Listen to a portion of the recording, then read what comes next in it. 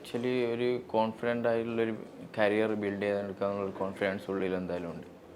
കാരണം ഡിജിറ്റൽ മാർക്കറ്റിൻ്റെ ഇൻഡെപ്ത് മനസ്സിലായി. ബേസ് ആണെങ്കിലും അതിനുശേഷം ചെയ്യേണ്ട കാര്യങ്ങളെല്ലാം ഒരു ജോബ് റോളിൽ എത്തുമ്പോൾ എന്താ ചെയ്യേണ്ട കാര്യങ്ങളെല്ലാം അവി ഡിജിറ്റലിൽ നിന്ന് നല്ലോണം കിട്ടിയിട്ടുണ്ട്. അവയിൽ പഠിക്കുന്ന സമയത്ത് ഇ-കൊമേഴ്സ് വെബ്സൈറ്റാണ് ചൂസ് ചെയ്തത്. കാരണം അത് മോർ ചലഞ്ചിങ് ആണ്. ബാക്കിയുള്ള നീഷിനെ സംബന്ധിച്ച് അത് കൂടുതൽ ചെയ്യാനുണ്ട്. അപ്പോൾ അത് ചൂസ് ചെയ്യുന്ന സമയത്ത് ഫാക്കൽറ്റീസിൻ്റെ ഹെൽപ്പ് ഭയങ്കരമായിരുന്നു.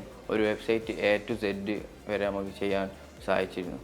അതുമൂലം എൻ്റെ ഒരു വെബ്സൈറ്റിൽ SEO റാങ്കിങ് സെക്കൻഡ് പൊസിഷനിലേക്ക് എത്തിക്കാൻ എന്നെ കൊണ്ടായി. ഇപ്പോൾ കോഴ്സ് പഠിച്ചു കഴിഞ്ഞാൽ തന്നെ നമുക്ക് ജോലി കിട്ടുമോ എന്നുള്ളൊരു പേടിയാണ് ഉള്ളിൽ. പക്ഷെ അവനെ സംബന്ധിച്ച് ഏതൊരു സ്റ്റുഡൻസ് ഏതൊരു ബാച്ച് കഴിഞ്ഞ സമയത്ത് സ്പോട്ടിൽ എന്നെ പ്ലേസ്മെൻ്റ് ആകുന്നുണ്ട്. അതാണ് എന്നെ കൂടുതൽ അട്രാക്റ്റ് ചെയ്തതും ഒരു കോൺഫിഡൻസ് ഉള്ളിൽ ബിൽഡ് ചെയ്തത്. തീർച്ചയായിട്ടും ഞാൻ അവീവ് റെക്കമെൻഡ് ചെയ്യും. കാരണം അവിടുത്തെ ഫാക്കൽറ്റീസും അവിടുത്തെ സ്റ്റഡീസ് ഇൻഫ്രാസ്ട്രക്ചറും പിന്നെ നമ്മളെ ഒരു ഫ്രീഡമാണ് കംപ്ലീറ്റ്ലി. നമുക്കവിടെ ഫ്രീഡമായിട്ട് എന്തും പഠിക്കാം. ഇന്ന കാര്യങ്ങൾ ലിമിറ്റേഷൻസ് ഒന്നുമില്ല. എന്തും നമുക്ക് അവിടുന്ന് പഠിപ്പിച്ചു തരും. അപ്പോൾ ഞാൻ എന്തായാലും അവീവ് റെക്കമെൻഡ് ചെയ്യും. കാരണം വേഗം പ്ലേസ്മെൻ്റ് ആവുകയും ചെയ്യും. അവി ചൂസ് ചെയ്യാൻ കാരണം എന്ന് വെച്ചാൽ കുറേ ഇൻസ്റ്റിറ്റ്യൂട്ട് ഇപ്പോൾ നമ്മളെ കേരളത്തിലുണ്ട്. ശരി, ഏജൻസി ബേസ്ഡ് ഇൻസ്റ്റിറ്റ്യൂട്ട് നോക്കുകയാണെങ്കിൽ വളരെ ചുരുക്കമാണ്.